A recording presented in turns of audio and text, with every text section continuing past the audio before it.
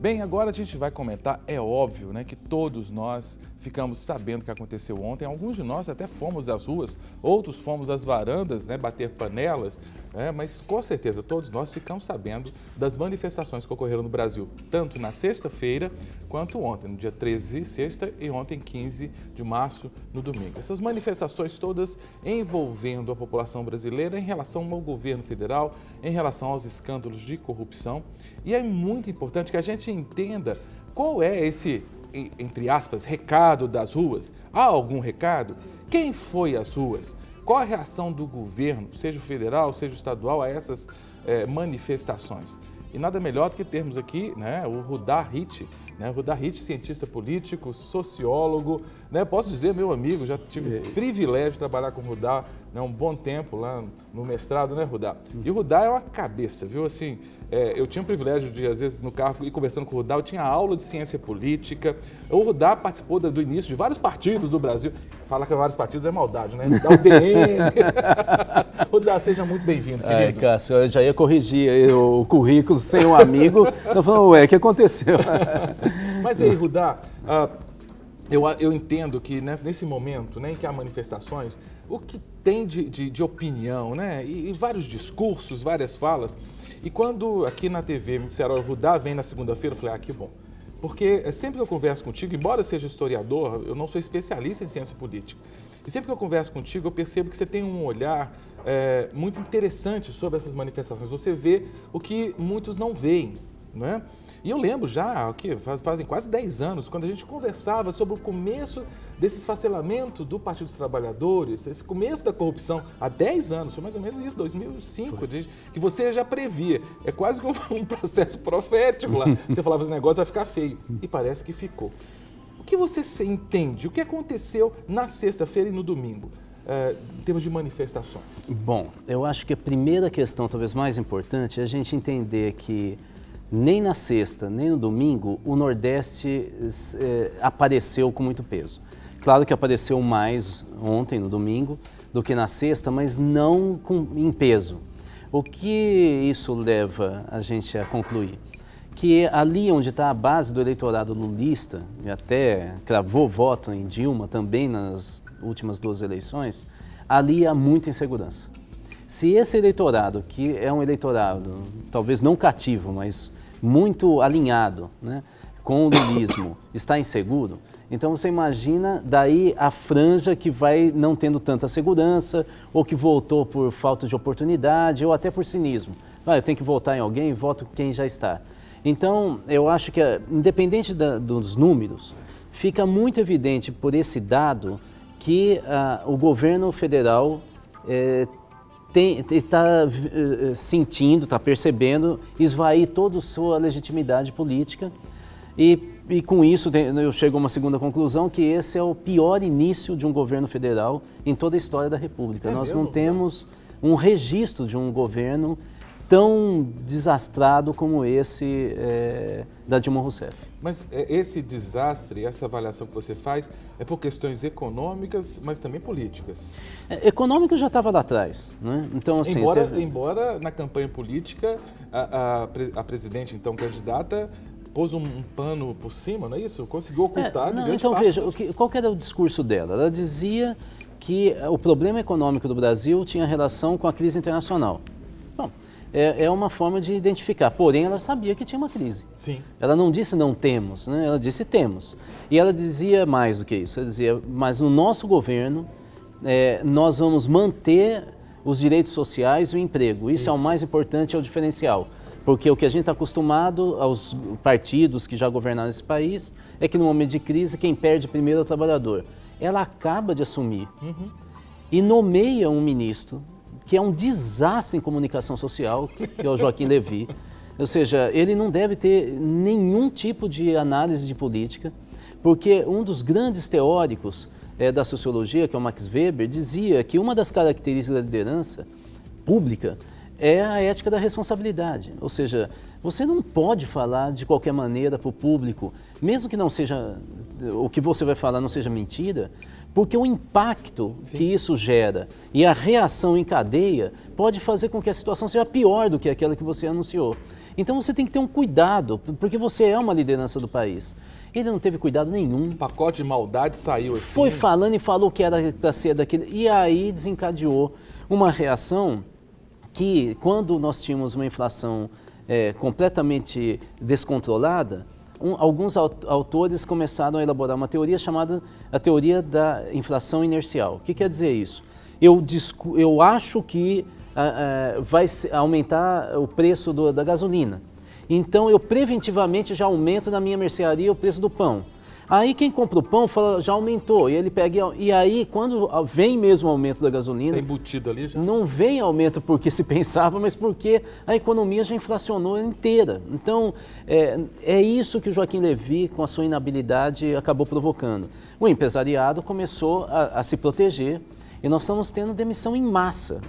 Sim. Nós vamos ter agora um índice, possivelmente, principalmente se a gente dividir os centros industriais mesmo do país do restante, que eles demoram mais para demitir, por exemplo, o setor de varejo, se a gente delimitar, nós vamos ver uma crise do emprego como a gente não via há 12 anos. Então, a situação da presidente é muito ruim. E você falou de desemprego, fator Petrobras e fator aumento do dólar, isso também está gerando desemprego, né, Rudá? Gera, vamos só lembrar, a economia brasileira, ela tem ao menos 10% da riqueza gerada no Brasil, ela está ao redor desse setor de gás e petróleo. Quanto?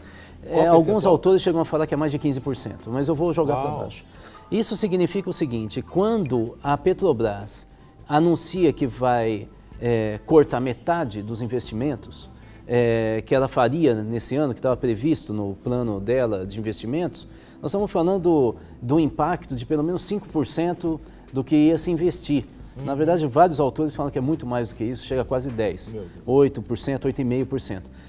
Sobre uma riqueza em trilhões que nós estamos falando, o impacto é imenso. Logo na virada do ano, nós tivemos 600 desempregados desse setor, ligado à Petrobras, e nós devemos ter um aumento maior. Ou seja, o que eu estou querendo dizer? Que as manifestações de ontem não foram só manifestações de pessoas que querem impeachment.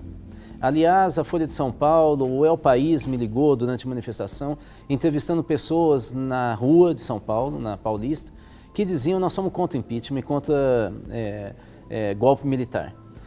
Isso é importante, e principalmente para o governo ouvir. Sim. Por quê? Porque tinha também gente que se manifestava pelo impeachment, mas teve um bloco muito significativo, eu não posso dizer se era a maioria ou não ainda, nós não temos dados estatísticos, mas que estava ali porque não aguenta mais o governo e esse pacote de maldade. E está absolutamente inseguro em relação ao futuro da sua família. E saiu na rua para ver se a presidente ouve e muda de rumo. Né? O problema é, será que ela ouve? Inclusive você falou do El País, eu queria pedir à produção que colocasse a capa do El País que nós temos aí, que traz, na capa do El País, né, de ontem para hoje, traz exatamente essa notícia aí na sua capa, falando da questão das manifestações. Olha lá, nós temos a capa, né? 1 milhão de brasileiros saem às ruas, às avenidas, contra a presidente Dilma Rousseff.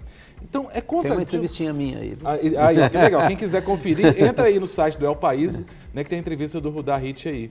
E o Rudá, como o espanhol entende isso? Entende que é um movimento golpista? Como é que o jornalista te abordou? Não, eles estavam querendo entender um pouco melhor. Eles acham que a Dilma perdeu mesmo grande parte da legitimidade política dela. Mas eu estive na Espanha no final do ano, até para entender um pouco um processo muito parecido com o que está ocorrendo no Brasil. Mais tranquilo, porque lá é parlamentarismo, né? E com o avanço do Podemos. E eu ouvi uma liderança do Podemos falar para mim o seguinte... Podemos? Podemos é um novo partido que tem um pouco mais de um ano, criado a partir das manifestações muito parecidas com as manifestações de junho de 2013 do Brasil, só que foram em 2011 e depois uma mais gigantesca em 2012.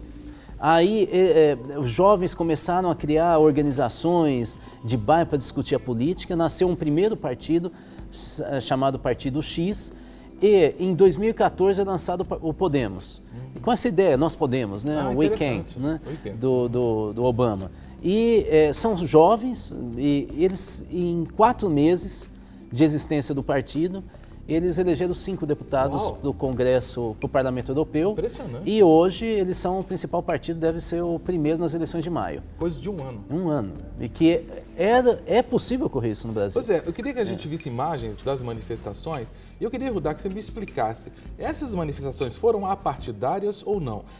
A minha impressão, por exemplo, pelo menos da sexta-feira, que havia um viés partidário forte. Ali são imagens da Paulista. É interessante que normalmente a polícia ela menospreza o número, né? Mas a polícia militar disse que era 1 milhão. Não, mas a polícia militar no Brasil inteiro errou feio. Errou, né? Eu nunca mais vou levar a sério o que eles falam de número. Por quê? Porque eu fui secretário adjunto em São Paulo e eu sei que não cabe 1 milhão na Paulista de jeito nenhum. Nunca se calculou desse jeito. Inclusive, o próprio país, mas não só o Estadão, entrou em contato comigo, eu falava, gente, não tem mais do que 200 mil. Sim. Não façam essa brincadeira porque o número já é expressivo. E eles tiveram que mudar as manchetes, né? Sim. O Datafolha deu 210 mil. Aí sim, eu acho que é bem plausível. Rudá, cá pra nós. Agora, não faz importância, não tem importância. Mas você acha que 200 mil... da polícia ser do Estado, que o PSDB tem nada a ver? É que a polícia não tem competência para fazer esse tipo de análise. É uma análise muito técnica. Metro quadrado. Inclusive, eu comecei a colocar links internacionais explicando como é que se mede multidão. Não é algo muito fácil. Mas quantas pessoas por metro quadrado? Então, eu não me lembro, mas basta entrar na minha timeline no Facebook e buscar. Ontem eu comecei a colocar vários dados de arquitetos e tal. E nenhum batia. Era como se você colocasse quase 500 pessoas numa sala de 4x4. Os arquitetos fizeram. 1 milhão. Não dava, não tinha condições nenhuma para chegar nesse número. É o que eu acho uma infelicidade, porque no Rio foi o contrário. Menosprezado. Eles menosprezaram. Você via a orla de Copacabana inteira lotada e falam em 15 mil. Ali tinha 30, 40 mil tranquilamente. Entende? Então, aí nesse balanço, eu não vou entrar em número. O que eu posso dizer? É que é algo explosivo, ou seja, é o país inteiro entrando, ou grande parte dele entrando nas ruas de novo. Não é ainda o que foi junho de 2013, mas também junho de 2013 foram 3 semanas. Sim. Foi cumulativo, e a maior foi 26, começando no dia 13. Então, foram 10 dias depois ou mais, né? Já está convocada uma nova para o dia 12 de abril, não sei se vocês viram. O Movimento Brasil Livre já convocou ontem. Mas foi partidário esse negócio? Foi e não foi. Explica, eu não entendi. Olha, nós tivemos partidos como o PPS convocando sua militância, parte do PSDB. O PMDB rachou também, tinha partido. O PSDB, inclusive, há notícias de que financiou, inclusive, alguns atos, o que, aliás, faz parte do mundo democrático. Mas não dá, quando você atinge essa quantidade de gente, não dá mais para você falar que é partido. Vou te explicar por quê. Porque o último levantamento feito pelo direito da Fundação Getúlio Vargas, do Rio de Janeiro, sobre a validade que o brasileiro dá, ou a importância que o brasileiro dá aos partidos, qualquer partido, não envolveu mais do que 5% da população brasileira. Segundo lugar, o partido mais querido no Brasil, mais citado como de sua preferência, é o PT com 12% só. O PSDB com 5%. Não é possível que a gente esteja falando, portanto, de partidos oposicionistas que não têm uma base popular tão grande ter colocado essa quantidade. É óbvio que nós temos várias camadas. Nós temos camadas daquelas pessoas mais de extrema direita, que a gente já viu, eu acho que era uma pequena, minúscula minoria. Você tinha jovens que estavam convocando as manifestações pela internet, grande parte deles dizendo que nunca participou de nada e parecia mesmo. Você tinha, o que não é ruim, né? Eram jovens que diziam, não entendiam muito, alguns falavam, você não entende nada da história do Brasil, e realmente eles não entendiam os partidos, mas a grande massa que nós estamos computando agora é composta por gente que está com insegurança econômica e social. Inclusive, a gente tem imagens das manifestações em Belo Horizonte, Rudá. Enquanto as imagens passam, eu queria que você comentasse. O pessoal da esquerda diz que foi manifestação coxinha. Né? Belo Horizonte foi uma manifestação coxinha? Eu acho que foi uma das mais. Olha só, você está vendo muito negro aí? Eu não vejo nenhum. Aí a Praça 7 ainda, hein? Olha, a Liberdade foi mais coxinha. Tinha então. um do lado direito ali negro, quer dizer, Você um consegue daquele, contar então, nos assim, dedos. mas qual é o problema? Eu acho assim, São Paulo, Belo Horizonte, Rio de Janeiro, que foram as Praça 7 maiores, aí, né? que foram as maiores, nós tivemos uma quantidade. Vamos somar 250, 300 mil, isso é pouco? Nós estamos querendo o quê, afinal? Que saia todo mundo, não é? Eu acho que é expressivo. Eu acho que o governo perdeu, portanto, o monopólio das ruas. Evidentemente que você somando todas as manifestações de ontem, a somatória, até os mais otimistas, não chega à diferença que Dilma teve sobre Aécio. O que significa que as pessoas que saíram na rua não mudariam o resultado eleitoral. O ministro disse o seguinte, quem estava nas ruas foi quem não votou na Dilma, e está certo, né? Mas quem votou também não foi nas ruas, nem no dia 13, isso ele não disse, né? Eu acho que é um discurso arrogante do Miguel Rosseto. Ele não é arrogante, isso me parece um desespero, eu conheço o Rosseto de muito tempo, mas o discurso dele foi horroroso, ele não falou, aliás, ele não devia falar. A situação é tão grave que tinha que ser ou o vice-presidente, ou a presidente, ou algum nome que tivesse um poder de comunicação maior, que tivesse alguma expressão maior social. Mas falar para um ministro pouco conhecido e ainda falar com essa fala, ou seja, acaba de ter uma pessoa saindo da rua e você fala, você não significa nada para mim? Você não representa... Como isso é democracia? Claro que ele tem que dizer, você tem todo o direito de sair à rua e nós vamos fazer isso. Ouvindo vocês, nós vamos fazer isso. E tem que ouvir, né, Rudá? Se a gente observar as capas dos principais jornais do Brasil, eu queria que mostrasse as capas, né, de diversos jornais, por exemplo, ali o Correio Brasiliense, da capital federal, a voz das ruas pelo Brasil. Né? Quer dizer, é um grito, né? A próxima capa que a gente pode ver aqui, vamos ver que jornal que é, por favor, isso, o Globo do Rio de Janeiro, embora no Rio de Janeiro mostrou a Paulista, tá vendo? Né? Não mostrou. A Candelária não foi tão grande o movimento da Candelária, né? Não foi, mas foi na orla, como eu te disse, foi grande, sim. Eu acompanhei, inclusive em tempo real, a gente filmando e tal. É claro que não é essa multidão aí. Vamos então ficar com Datafolha. Não é uma multidão de 210 mil, mas de fato não era 15 mil como a PM do Rio falou. 15 mil, isso aí não é nada na orla e era expressivo. Distrito Federal também foi bem razoável. Nordeste é que não compareceu em nenhuma, o que coloca para mim uma incógnita contra o governo. O que eu acho o governo está numa situação delicadíssima, ele mal começou a governar, ele não tem uma perspectiva positiva e, aliás, a perspectiva que ele anunciou é de crise econômica e social. E para que o brasileiro endossasse. O brasileiro não saiu nas ruas para endossar o governo e os que são de oposição estão muito animados e, portanto, aumentou o espaço da oposição. Fortaleceu. Evidentemente que o tempo na ampulheta, a areia da ampulheta está caindo muito aceleradamente na mesa da presidente Dilma Rousseff. Ela tem que tomar alguma medida clara. Acho que ela cada vez tem um espaço de manobra menor. Um deles, ela tinha que mudar o ministério. É mesmo? Rudá, enquanto você explica essa questão de mudança do ministério, eu queria que as capas fossem sendo mostradas, 0 hora, por exemplo, que você me explicasse a questão da mudança de ministério. Sempre São Paulo, hein? Foi a maior, né? Nas ruas contra o governo Dilma. Rudá, porque muitos pediram impeachment. Olha lá, o BBC News, né? O portal da BBC News, né? Tá falando, né, das grande manifestação, né, contra a presidente do Brasil. Então, não só no Brasil, fora do Brasil, BBC News, o Financial Times também tem uma capa, o El País nós já mostramos, né? Que teve a entrevista do Financial Times lá, mostrando no Rio de Janeiro. Esse é Rio, né? Aí tá vendo? A orla é realmente Isso é pouca significativa. Gente. Milhares clamam contra o impeachment, ou a favor do impeachment da Dilma Rousseff. Rudá, enquanto as capas vão rodando, vai explicando aí, ó, o Le Figaro, né, fala das manifestações. Impeachment, cabe? Não cabe. Não cabe nem juridicamente, porque para você abrir um processo, qualquer cidadão pode fazer denúncia, não sei se as pessoas sabem, fazer a denúncia e encaminhar para a Câmara Federal, que é aí que começa. A lei do impeachment é uma lei de 1950 com uma atualização em 2000.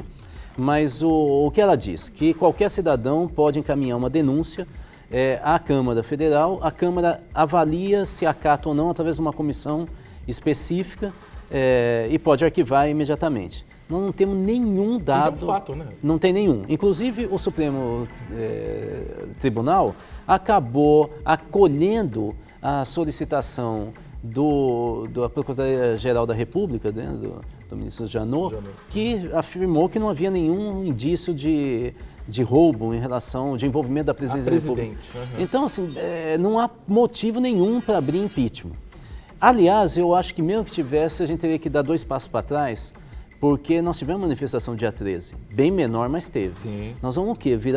Transformar o país numa Venezuela? Guerra civil. O que eu acho que pode ocorrer, se a situação continuar a ficar grave e a manifestação do dia 12, em função da piora da crise econômica, for maior, é a renúncia. Aí sim, eu acho uma renúncia branda, até mesmo um acordo institucional. Eu acho que o governo Dilma começa a se direcionar para a situação de Jânio Quadros. É mesmo? Eu acho. Ela está perdendo. Se o PMDB, nesse momento, falar estou fora do governo, aí fica insustentável. Vai ser uma cadeia, um efeito dominó. E ela fica isolada. Ela pode, inclusive, numa situação limite, convocar todos os partidos e chamar uma nova eleição em um ano, ou até mesmo renunciando. Aí renunciando em toda a linha sucessória, né? Fazendo um acordo e aí chamando eleições gerais. Se nós tivéssemos um parlamentarismo, possivelmente é isso que ela estaria fazendo agora. Como não somos, nós vamos ter que inovar dentro do presidencialismo. O que não dá é para confundir a disputa pelo poder de partidos com a saúde do país. E a saúde do país, você colocou aí, uma das maiores críticas que foram às ruas foi contra a corrupção. E parece que há uma ambiguidade na vida do brasileiro.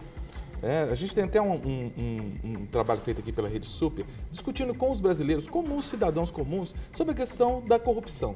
Essa corrupção macro que está sendo averiguada, inclusive a nova fase da Operação Lava Jato começou agora, vão prender de novo, né? O Duque, ele falou, de novo está me prendendo, né? De novo, se você fez coisa errada, vai ser preso. Mas como é que é a corrupção do dia a dia? Vamos conferir então, né, o que a população pensa sobre a corrupção do dia a dia. A corrupção no meio político gera cada vez mais escândalos e as pessoas pedem por justiça. Mas e aqueles pequenos erros do dia a dia? Também não merecem punição? O que você acha dos políticos corruptos? Eu tenho orado por eles e espero que Deus possa abençoar a vida deles. Você já furou fila ou estacionou em lugar proibido? Eu vou falar a verdade, já. Já, mas estacionar não, porque eu não dirijo, mas eu furo fila. Então, mas mesmo assim eu acho que eu também estou errado. Entendeu? E cadeia para eles, pô, tudo na cadeia, prisão perpétua para eles, tinha que ter prisão perpétua. E talvez até pena de morte. Porque os políticos corruptos aqui, se fossem nos Estados Unidos, o que ia acontecer com eles? Eles iam tudo para cadeia. Aqui no Brasil não tem lei, o país sem lei. Claro que está tudo errado, que começa de pequeno. Tanto faz se roubar uma laranja, roubar uma galinha ou roubar um banco. Tudo é roubo, né? As pequenas coisas que começam por aí, a perdição. É uma pouca vergonha, né? Agora, o senhor já estacionou em lugar proibido, ou furou fila, estacionou em um lugar onde não devia para ir em outro? Não, eu respeito o direito do próximo, né? Que eu sei até onde eu posso ir. Passando aquele limite já não me pertence. Então eu respeito sempre isso, porque se todo mundo respeitasse o direito do outro, não existiria isso aí, né? Essas pouca vergonha, essa falta de educação. Eu acho que tinha que tirar essa cambada daí, principalmente do PT. Só mais uma pergunta. Você já furou fila ou estacionou em lugar proibido? Não. Comprou CD pirata? Já, já. Isso também não é um tipo de corrupção, não? Mas já que todo mundo pode, é assim que a gente pensa, não é? O Dado estava comentando aqui, já que todo mundo pode ou não? Louco? Não, eu queria, como cientista político, dizer o seguinte, esse comportamento dúbio tem muita relação com a falta de controle da sociedade civil sobre os governos. Você vê que a gente reclama, essa é a minha preocupação. Saiu uma multidão nas ruas, saiu na campanha das diretas, impeachment do Collor, em junho, agora, e não consegue tomar o poder, porque nós ficamos do lado de cá do balcão. É como se a gente fala, não estamos gostando, e aí a gente entrega para quem a resolução? Para quem nós estamos criticando? Ou você tem alguma dúvida? Talvez até para fazer um fecho aqui na minha fala. Eu aposto que nesse momento a resolução está na mão do PMDB. Por quê? Porque se o PMDB, as ruas não tem como canalizar para o campo institucional, não tem uma liderança popular que canalize e sente com a presidente e fala, nós queremos isso. Nenhuma, totalmente disperso, por causa desse tipo de comportamento. Eu falo mal do público, mas na vida privada eu sou meio parecido. A gente ainda não entendeu que nós somos responsáveis pelo país. Então, como não vem nenhuma liderança, qual é o partido de sustentação nesse momento que pode dar um blefe, uma cartada na Dilma, falar ou me dá mais poder ou eu te jogo para os leões? O PMDB. Uau! Brasileiro. Ficar na mão do PMDB é difícil agora, hein? Que situação, porque o PMDB parece ser esse partido assim, amorfo, né, Rudá? Que se adapta às situações, sempre está perto do poder, né? Rudá, eu queria te agradecer demais. Que é isso, Não foi tão rápido aqui. Tão bom te ver de novo. Tem tantas perguntas, muito bom revê-lo. Eu quero depois voltar para a gente conversar mais sobre essa questão do impeachment, achei interessante, sobre essa possibilidade de renúncia, que a gente possa ter uma nova conversa antes da Dilma renunciar, tá, João? Então tem que ser rápido. Brincadeira, brincadeira, né? Mas a gente deseja realmente, né, que o Planalto, né, ouça o que aconteceu ontem, né, não fique dando desculpas, como disse muito bem o Rudá aqui. Que aceite a luz, né? Isso, exatamente, né? Para que a gente possa, como nação, ser amadurecido e nós como cidadãos também.